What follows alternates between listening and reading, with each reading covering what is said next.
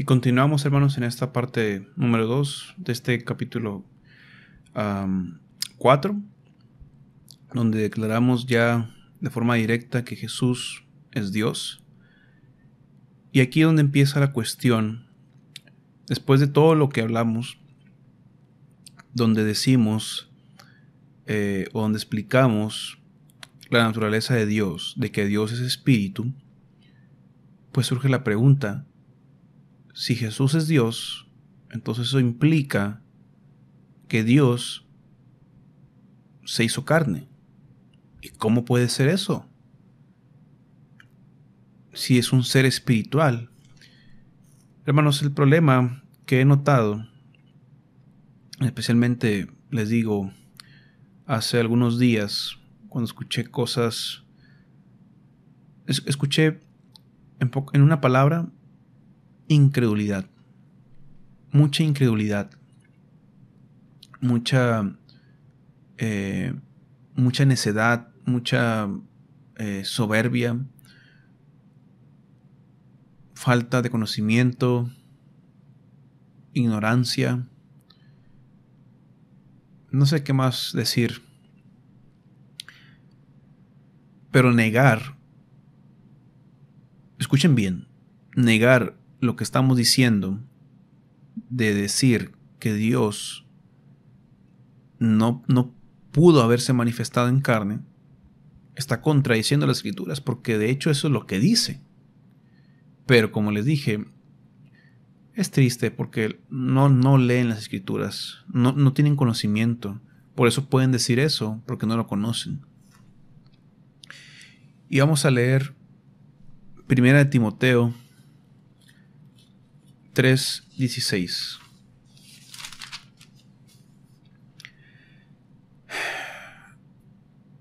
E indiscutiblemente grande es el misterio de la piedad.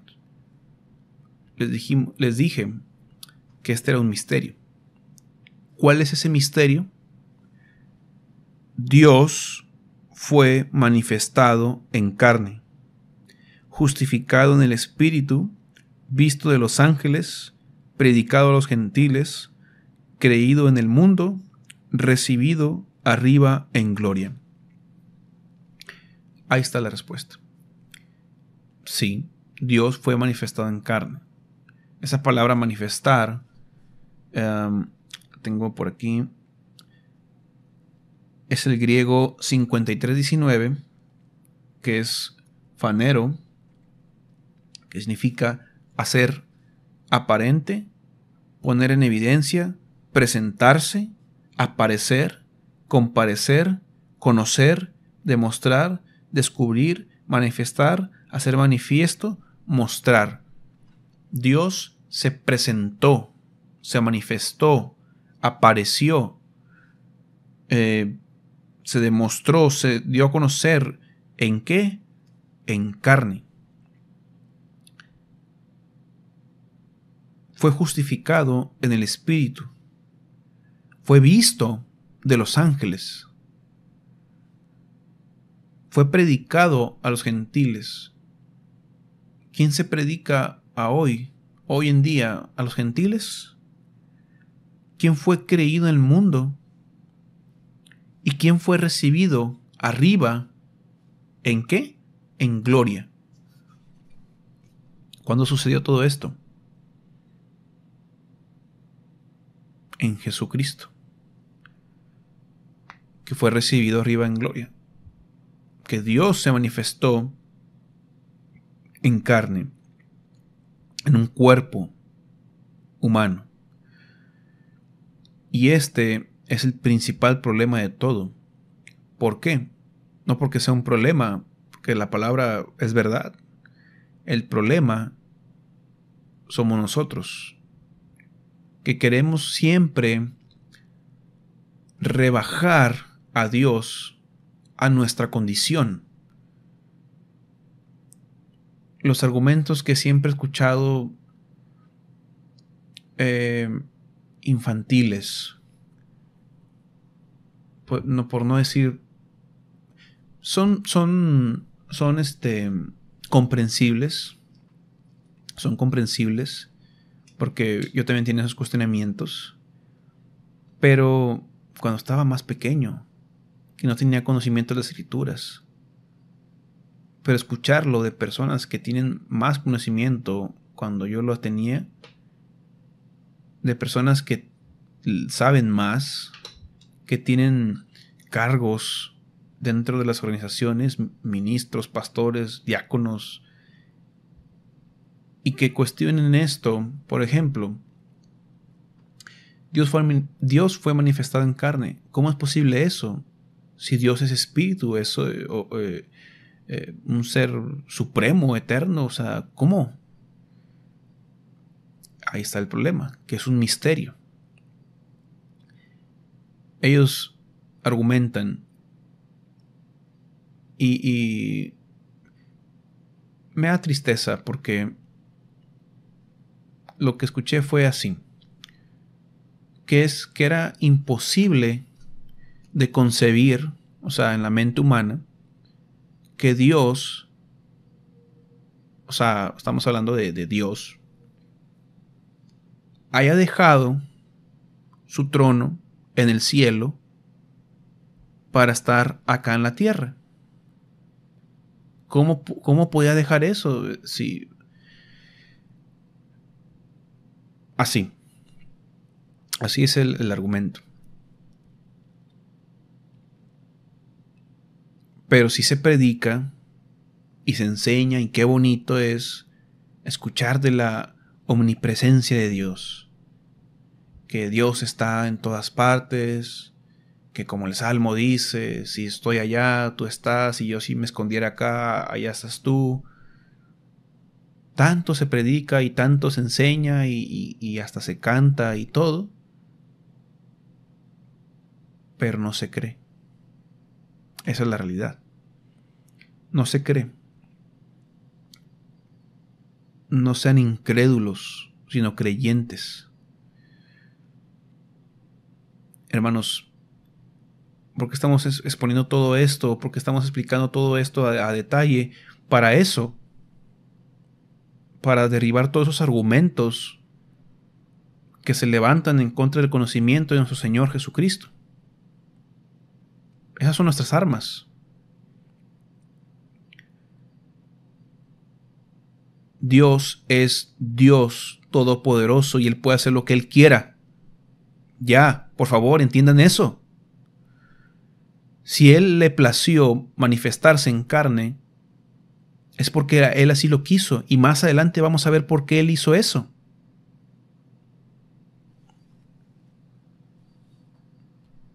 Vamos a continuar. Otro versículo donde declara eso es en el libro de Juan. Y es, si ustedes prestan atención al apóstol Juan, el discípulo amado, vean sus escritos. Juan, el Evangelio de Juan, sus 3 cartas y el Apocalipsis, 5.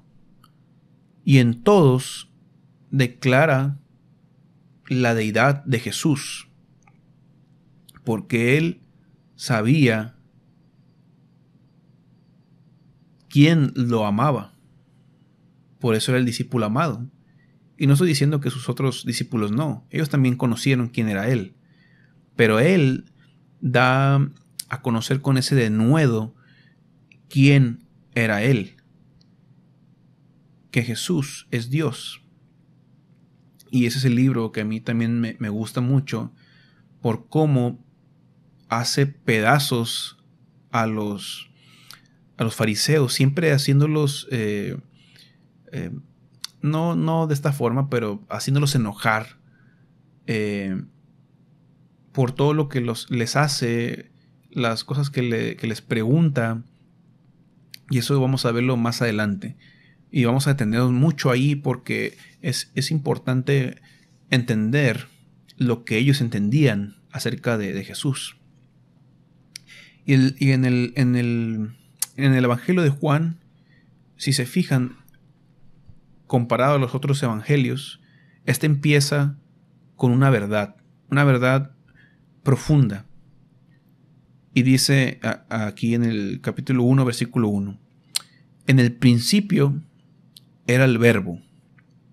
Esa palabra en el griego, en el idioma que se escribió este evangelio, el griego, es logos. En el principio era el logos, y el logos era con Dios, y el logos era Dios. Esa palabra logos significa palabra o verdad, pero en el entendimiento más profundo, significa como un pensamiento en la mente de alguien, en este caso de Dios. No que es otra persona o una segunda persona o otra entidad. La palabra de Dios no es otra entidad. Es como si yo dijera, mi palabra que yo estoy diciendo ahorita en estos momentos no es otra persona, es mi palabra. Y aquí también atribuyen, después lo vamos a ver, por decirlo así, citarlo rápido, cuando habla en Proverbios y habla de la sabiduría de Dios. La sabiduría de Dios es eso, la sabiduría de Dios. No es otra persona, es un atributo de Dios. Y la palabra de Dios dice, en el principio era la palabra, o el verbo, o el logos, es lo mismo. Y el verbo era con Dios. Y el verbo era Dios. ¿Por qué? Porque la palabra significa una idea, un plan en la mente de Dios. Ese plan, esa palabra, ese pensamiento era Él, era el mismo, era parte de Él, o sea, no es otra persona. Y dice que el verbo era Dios, la palabra era Dios. ¿Qué dice el 14? Y el versículo 14. Vamos a leer un poquito después del 1, el 2. O sea, el verbo, era en el principio con Dios. Todas las cosas por Él fueron hechas, y sin Él nada de lo que ha sido hecho fue hecho. ¿Por qué? ¿Cómo fue la creación? Dijo Dios, sea la luz, y fue la luz. Dijo Dios, sea esto, y fue esto. Dijo Dios esto y esto. ¿Qué es lo que dijo Dios? ¿Qué es lo que hacía Dios? Hablar, el decir, el declarar, su palabra, su idea, su pensamiento, su plan. Lo hablaba y se ejecutaba. No que era otra persona que estaba ahí con él haciendo las cosas. El Dios Todopoderoso dice y se hace. ¿Y qué dice el versículo 14? Y aquel verbo o aquella palabra o aquel pensamiento en la mente de él, ¿qué dice? Fue hecho carne. Dice, y habitó entre nosotros. Emmanuel, Dios con nosotros. Y vimos, entre paréntesis, su gloria como del unigénito del Padre, lleno de gracia y de verdad. Aquí es cuando empieza el lenguaje que hay que ir descifrando con el tiempo. Y vimos su gloria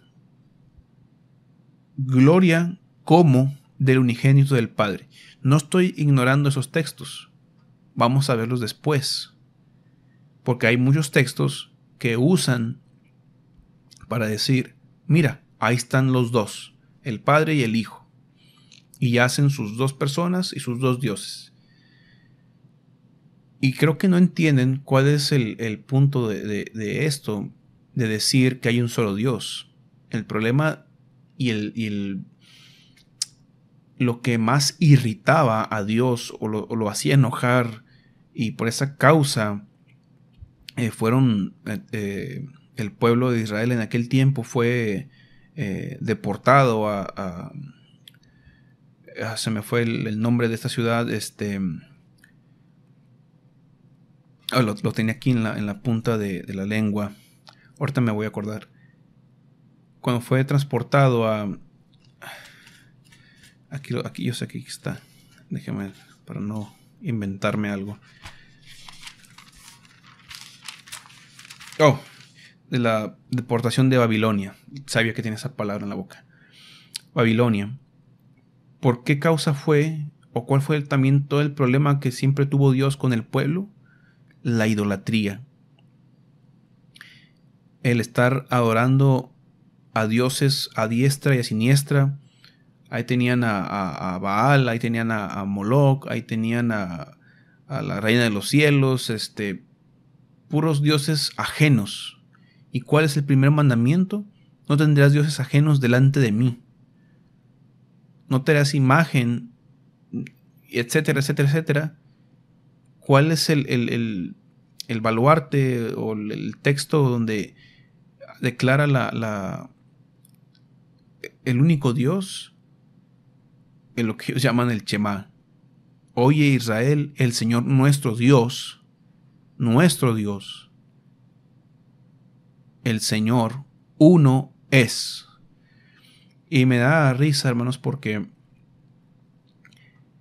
cuando dice la palabra que crees que Dios es uno, los demonios también creen y tiemblan.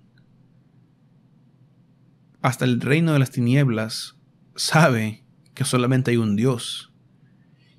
Y yo me los imagino a estos demonios cuando a alguien que está predicando, enseñando, diciendo que hay dos personas, que hay dos seres, que hay dos entidades, que hay dos dioses, porque unos declaran que sí son dos, que Jesús también es otro Dios, y otros declaran que no, y son de los mismos. Yo veo a los demonios burlándose ahí sentados también, porque ahí están también, burlándose de ellos, donde los tienen bien confundidos, no se ponen de acuerdo en lo que van a enseñar, se contradicen ellos mismos, y dentro de las mismas locaciones también se contradicen. Entonces créanlo, que el reino de las tinieblas se burla de la gente que piensa de esa forma, créanlo. Y para eso hay que escudriñar la escritura, para evitar que se estén mofando de las personas que dicen que conocen y no conocen. ¿Cómo Dios iba a habitar con nosotros? ¿Cómo iba a cumplir su nombre de Emmanuel, Dios con nosotros, si Dios es un espíritu? Ya lo hemos establecido, esa es una verdad. Dios es espíritu, no estamos negando eso. Lo que estamos hablando y lo que estamos declarando es el misterio de Dios. Y es el misterio que confunde, que no entra en las mentes limitadas del ser humano. ¿Por qué? Porque queremos hacer a Dios a nuestra forma y nos olvidamos de que Dios es Dios. Y cómo Él se iba a hacer visible a los hombres tomando carne, haciéndose hombre, tomando forma de siervo, semejante a los hombres.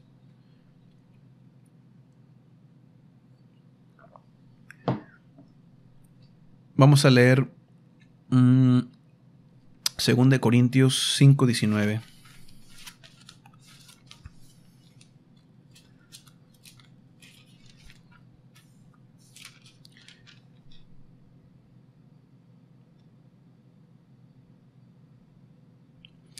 Dice, vamos a leer el 18, 2 Corintios 5:18, dice, y todo esto proviene de Dios, quien nos reconcilió consigo mismo por Cristo. y nos dio el ministerio de la reconciliación. Que Dios estaba en Cristo reconciliando consigo el mundo, no tomando en cuenta a los hombres sus pecados, y nos encargó a nosotros la palabra de la reconciliación. ¿Quién estaba en Cristo reconciliando al mundo consigo? O sea, consigo mismo, como dice el anterior. Dios. Dios estaba en Cristo. Y era Cristo una especie de marioneta o un ser inanimado que no se movía a menos que estuviera Dios. No, hermanos. La vasija, el instrumento, era ese cuerpo. Y es lo que vamos a ver un poquito más adelante. Pero Dios estaba ahí. Vamos a leer, estábamos ahorita también en Juan. Me faltó aquí este versículo. Dice el versículo 1, capítulo 1, versículo 18. Dice, a Dios nadie le vio jamás. Está hablando de físicamente, nadie lo vio. El unigénito Hijo que está en el seno del Padre, Él le ha dado a conocer. Aquí es muy, muy importante y vamos a analizar esto a fondo. Quiero que los sabelotodo me respondan a esta pregunta. Jesús, el Hijo, Cristo, el Mesías, ¿dónde está? ¿Está a la diestra, como dice la palabra? ¿Está en medio del trono, como dice la palabra?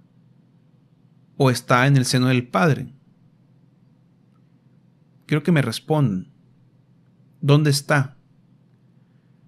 Porque es curioso y es chistoso que esto sí se me hace muy ridículo. Para defender su verdad, sus puntos, juegan mucho con la escritura. A veces es simbólica, a veces es literal, pero lo que debiera ser literal es simbólico y lo que debiera ser simbólico es literal. Por ejemplo, dicen,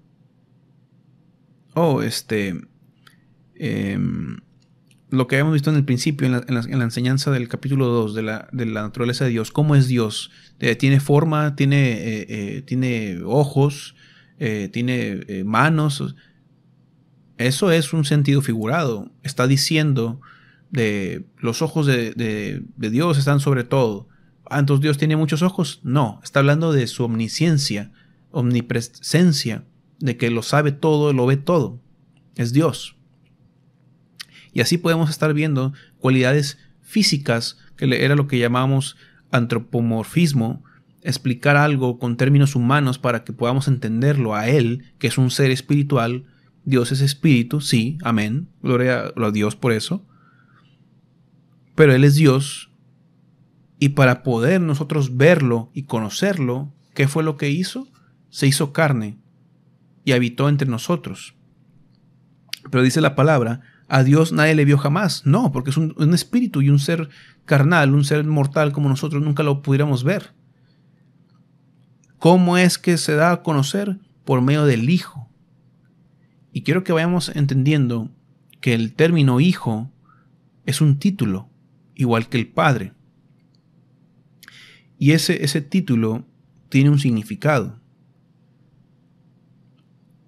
Porque si ustedes se ponen a pensar, y ese es el problema de las personas que se confunden al usar Padre e Hijo. La palabra usa eso. ¿Por qué? Porque así lo quiso Dios, porque es un misterio. Y los religiosos de ese tiempo se confundían también, porque no es para todos, es para los que Dios tenga misericordia. ¿Por qué Él quiso usar esos términos? Porque Él quiso. Punto. Y nuestra lógica es, si hay un hijo, hay un padre. Y si hay un padre, por lo general tiene que haber un hijo. Entonces, ahí están. Dos entidades, dos seres, el padre y el hijo. Bueno, si usamos esa lógica, vamos a terminar cayendo en el que si hay un padre y hay un hijo, ¿dónde está la madre?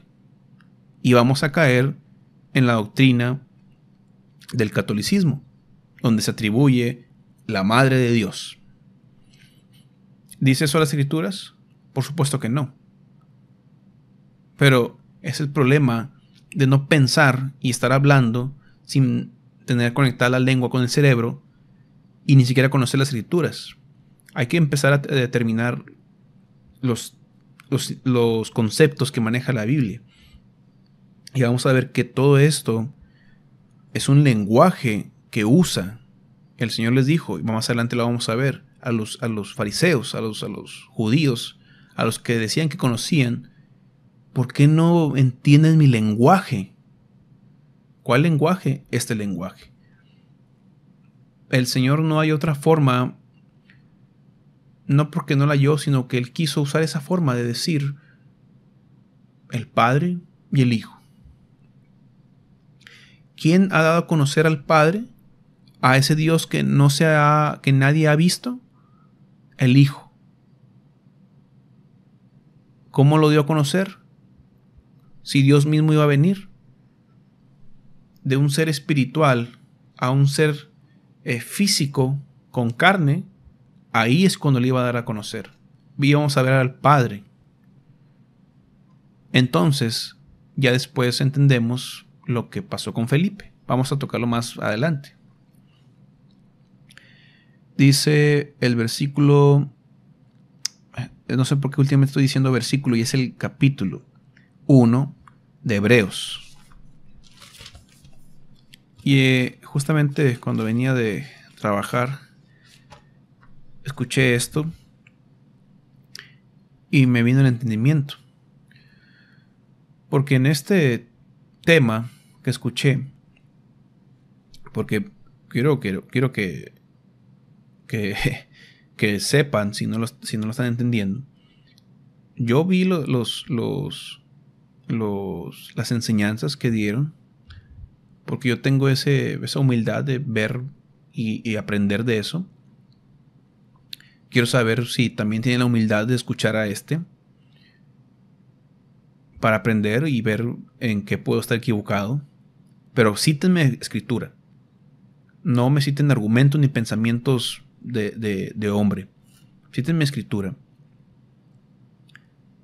Porque yo también puedo estar equivocado. Y uno de los argumentos que se decía, y era lo que les decía en un video sobre la naturaleza de Dios, o más bien cuando veíamos, en ese capítulo, pero cuando veíamos lo de las teofanías, las manifestaciones de Dios, del único Dios, era de que siempre en mi mente se me metió de que es el que hablaba con los hombres, Abraham, Moisés, etcétera, era Cristo. O sea, era el Hijo. Ok. Vamos a ver en Hebreos que eso es incorrecto. Y hay mucha evidencia de eso para refutar esa idea. Contrarrestar esa idea. Dice Hebreos 1, 10. 1. Dios, el único, habiendo hablado muchas veces y de muchas maneras en otro tiempo a los padres por los profetas. O sea, Dios habiendo hablado muchas veces en otro tiempo. ¿Cómo hablaba Dios a los padres y a los profetas? Perdón. Cuando Él se manifestaba con ellos. Cuando se manifestó con Abraham, cuando se manifestó con Moisés, era el único Dios. Pero ¿qué dice el versículo 2?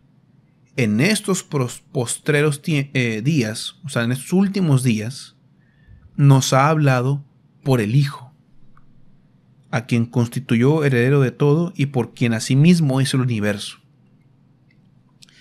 O sea, ya hay que ir entendiendo qué significa el Hijo. O sea, en otros tiempos Dios habló de muchas maneras a los padres por los profetas, manifestándose a Abraham, diciéndole vas a ser bendito, esto que el otro, a Moisés, a los jueces, a los profetas, vi yo en visión al Señor y esto y el otro. Pero ahora ya tuvo que ser una manifestación directa, ya Dios con nosotros, Dios mismo vendría, Dios mismo nos salvaría. ¿En qué forma, en qué momento, en qué tiempo? Por el Hijo nos habló, por Jesús, porque Él es Dios, en esa manifestación. Y vamos a seguir adelante, vamos avanzando, y eso es lo que sigue.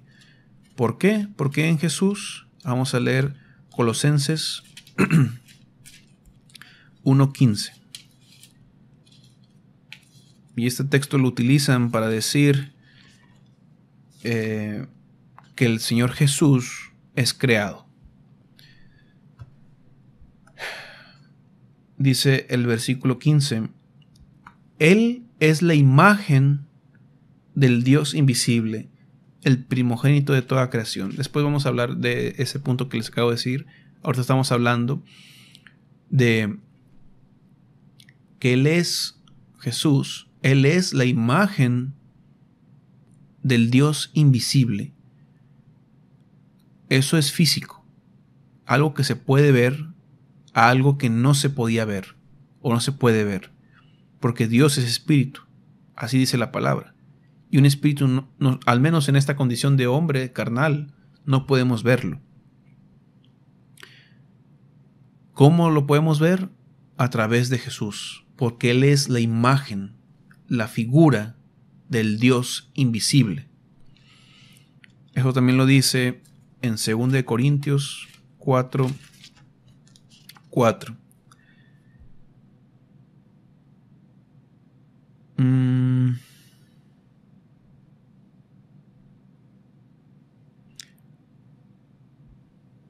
Quiero leerlo un poquito antes, porque me acuerdo que aquí había leído. Sí. El capítulo 4 dice: por lo cual, teniendo nosotros este ministerio, según la misericordia que hemos recibido, no desmayamos, antes bien renunciamos al oculto y vergonzoso, no andando con astucia ni adulterando la palabra, sino por la manifestación de la verdad, recomendándonos a toda conciencia humana delante de Dios. Dice: pero si nuestro evangelio está aún encubierto, entre los que se pierden está encubierto, en los cuales el Dios con D minúscula no es el Dios verdadero, de este siglo cegó el entendimiento de los incrédulos. No son incrédulos, sino creyentes. El problema está aquí, que el Dios, el que se dice Dios de este siglo, cegó el entendimiento, te ciega totalmente el entendimiento para poder entender, conocer y creer en el único Dios de los incrédulos, porque si no crees, no hay mucho que hacer. Para que no les resplandezca la luz del Evangelio de la gloria de Cristo, el cual es la imagen de Dios. Y quiero que este versículo déjenlo ahí presente. Jesús es la imagen del Dios invisible, la gloria de Dios, el cual es la imagen de Dios. Ya estás hablando de una imagen, algo que se puede ver. Ya ese espíritu se hace visible al hombre ¿Y en qué imagen? En la imagen de Jesús, de Cristo. Dice, porque no nos predicamos a nosotros mismos, sino a Jesucristo como Señor. Y hay que entender eso. ¿Quién es el único Señor? El único Señor de Israel.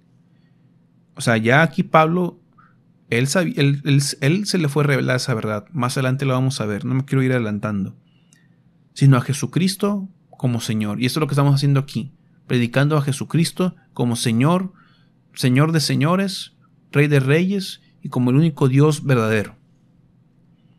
Y a nosotros como vuestros siervos por amor de Jesús. Porque Dios, que mandó que de las tinieblas resplandeciese la luz, es el que resplandeció en sus corazones para la iluminación del conocimiento de la gloria de Dios en la faz de Jesucristo. Fíjense cómo están estos dos versículos, el 4 y el 6. Lo voy a leer detenidamente y compárenlos. En los cuales el Dios de este siglo cegó el entendimiento de los incrédulos, para que no les resplandezca, para que no les amanezca el conocimiento de la luz del Evangelio, de la gloria de Cristo, el cual es la imagen de Dios. La gloria de Cristo es la imagen de Dios. Ahora el 6. Vamos a leer la última parte. Bueno, no, vamos a leerlo, porque fíjense cómo contrarresta las cosas que se dijo en el 4, no que contrarresta, sino cómo las asimila. Aquí el Dios del siglo ciega el entendimiento de los incrédulos, no de los que creen, de los incrédulos, para que no les resplandezca la luz del Evangelio, el cual es Cristo, el cual es la imagen de Dios. El 6, porque Dios que mandó, ahora sí, el Dios verdadero, porque Dios con D mayúscula, que mandó que de las tinieblas resplandeciese la luz, es el que resplandeció en nuestros corazones. ¿Y quién habita en sus corazones? Según Efesios, lo habíamos leído 3:14, si no mal recuerdo. Cristo, para iluminación del conocimiento de la gloria de Dios. ¿Qué decía en el anterior? De la gloria de Cristo, en el cual es la imagen de Dios, en la faz de Jesucristo. O sea, voltea los papeles, pero dice lo mismo. La gloria de Dios en la faz. La faz es la cara de Jesucristo. Este texto es muy, muy interesante. Léanlo detenidamente, vuélvanlo a leer. Pero esta es la clave. Que el diablo, el Dios con D minúscula de este siglo, es el que ciega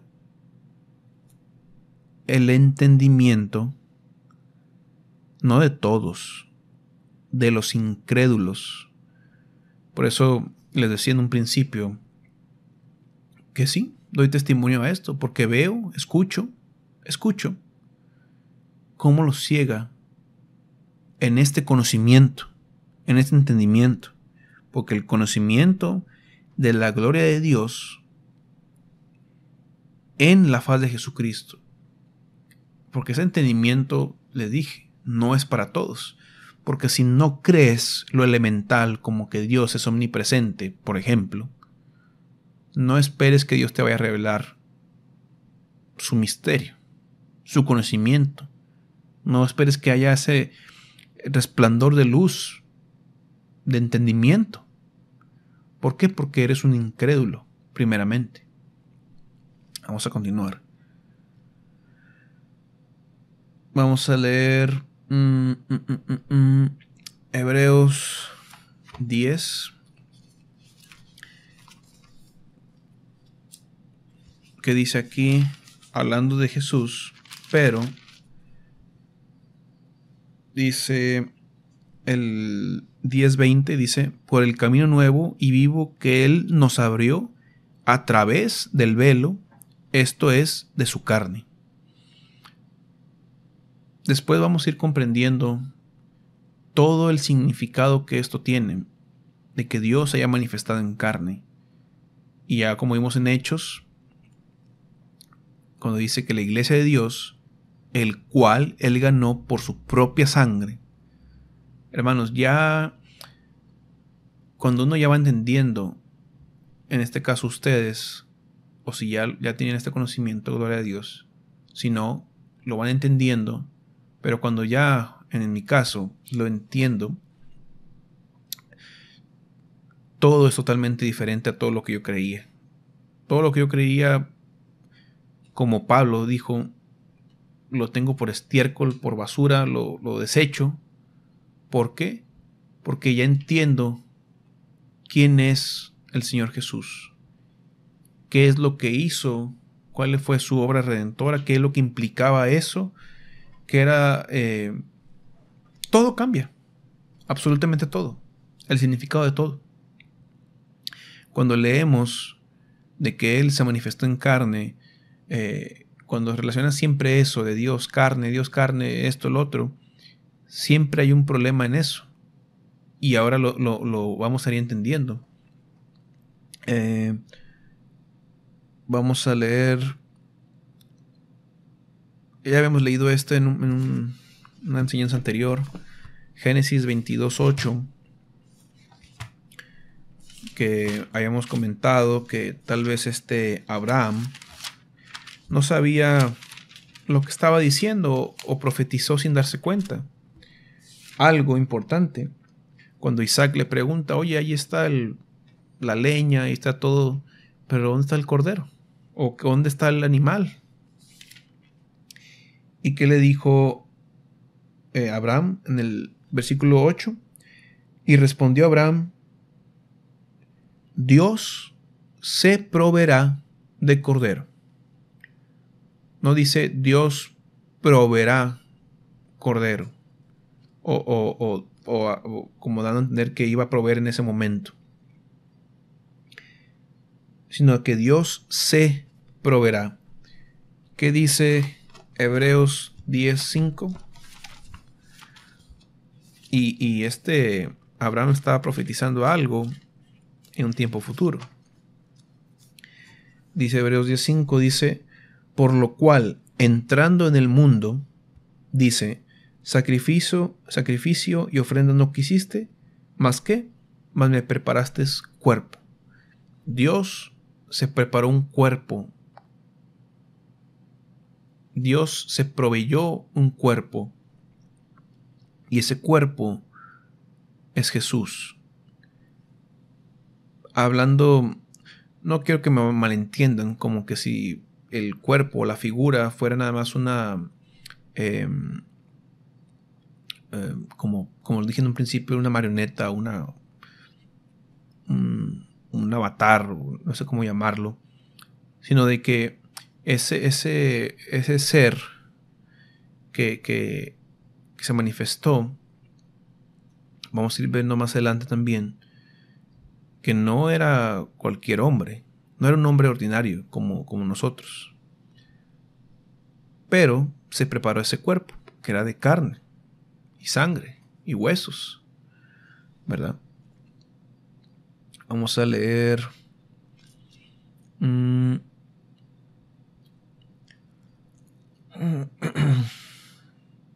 Hebreos 3 aquí mismo. Y hay algo aquí también interesante a notar.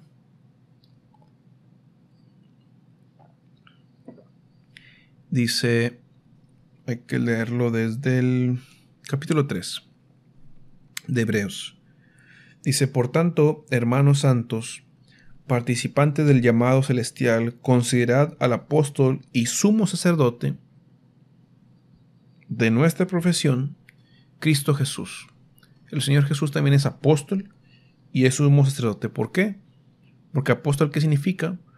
Del griego apostolos, enviado. Y Él fue enviado. Pero Él también es el sumo sacerdote, el cual es fiel al que le constituyó, como también lo fue Moisés en toda la casa de Dios.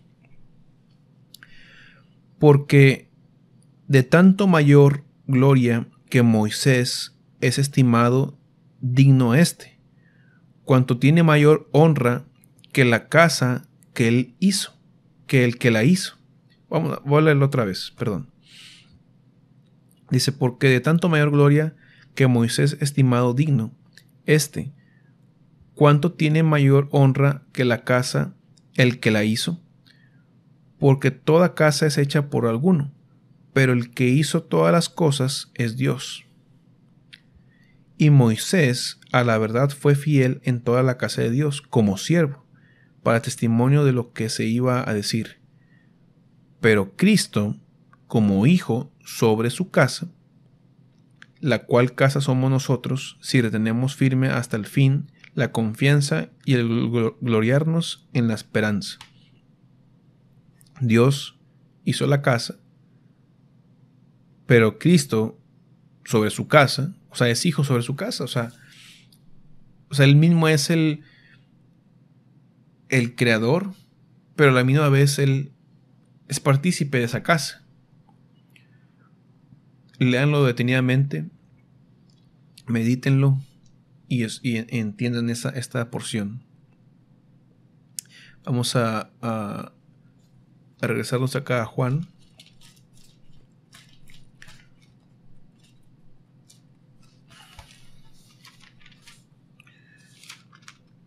Cuando dice aquí, Él como creador, fíjense lo que dice el versículo 10. En el mundo estaba, y el mundo por Él fue hecho, el creador. Pero el mundo no le conoció. A lo suyo vino, y los suyos no le recibieron. Ese es el problema principal de estas personas en ese tiempo. De que yo pienso que eran como los de hoy en día, pero los de hoy en día sí dejan mucho que desear. Pero esta gente que estaba más apegada y tenía estas escrituras de memoria, mas sin embargo estaban ciegos, porque tenían delante de ellos al mismo Dios, al Creador. Entró en su creación, entró, como dice aquí, el mundo no le conoció, o sea, lo que Él creó, la gente, todo, y luego más el pueblo que Él mismo apartó, el mismo que el pueblo formó, les dio leyes, les dio mandamientos, les dio estatutos, les dio fiestas, los hizo un pueblo santo apartado de todos los demás pueblos. Y sin embargo, ese pueblo, cuando el mismo Señor, el mismo Dios, el mismo Creador se manifiesta, se encarne, llega a la tierra, habita con ellos, no lo conocieron. No supieron quién era Él. Y eso es triste porque, y es algo que hay que meditar, si a esta gente, que era el pueblo escogido, que era el que iba a dar a los demás pueblos a conocer este nombre, a este Dios, cuando se les manifiesta, no lo ven. Ahora imagínense en nuestros tiempos, la gente que está diciendo que son dos dioses, que son dos personas, no tienen ni idea de quién es. Y están cantando y están profesando, cantan cantos que hablan de Jesús, que es Dios, y ni siquiera saben lo que están cantando. Oran, tal vez la oración sea honesta, sincera, pero están orando sin entendimiento, están cantando sin entendimiento. Y eso sí da un poco de pena, porque cuando venga el Señor como Rey de Reyes y Señor de Señores, como el León de la tribu de Judá, escuché yo un comentario que dijeron: en aquel día vamos a ver al Hijo y vamos a ver al Padre, y vamos a conocer al Padre ya por fin. Qué triste es que lleguemos hasta ese punto o que lleguen las personas hasta ese punto y se vayan a dar cuenta que el único que van a ver es al Señor de señores y Rey de reyes, al fiel y verdadero, al león de la tribu de Judá, al alfa, al omega, al todopoderoso, a la raíz de David y linaje de David. Ahí, nada más. Es más glorioso esperar en Él, sabiendo quién es Él y esperando como nosotros, como hijos de Él, sabiendo a quién vamos a recibir, a quién vamos a quién esperamos ver, ya teniendo este conocimiento, y no llevarnos una sorpresa en aquel día. Vamos a...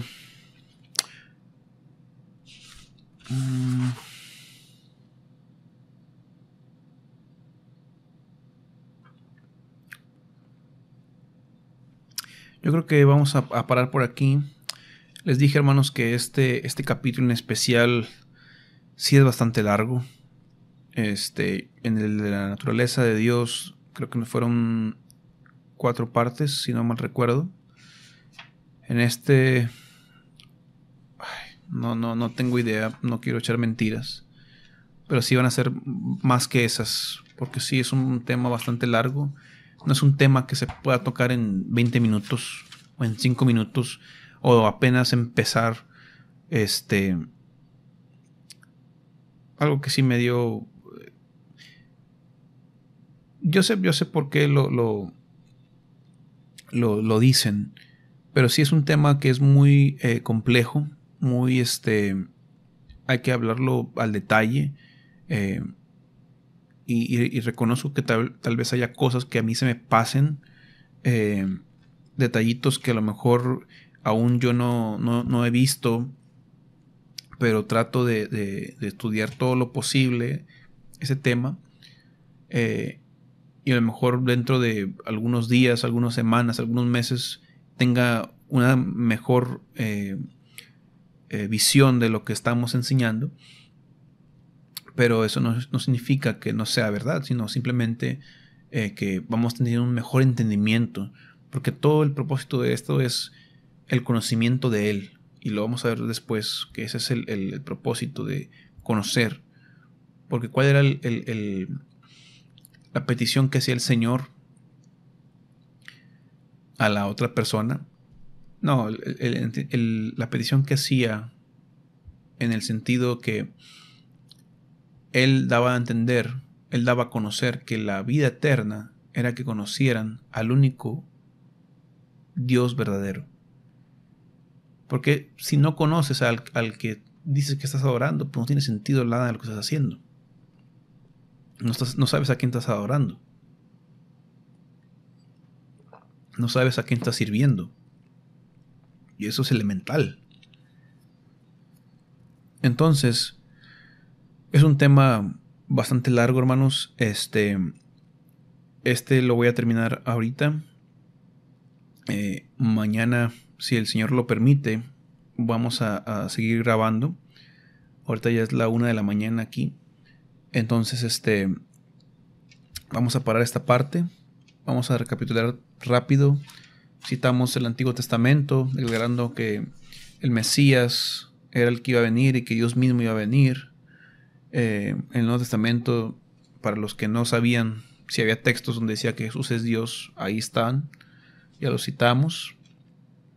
Ya hablamos que Dios se manifestó en la carne. Lo dice la palabra, citamos palabra.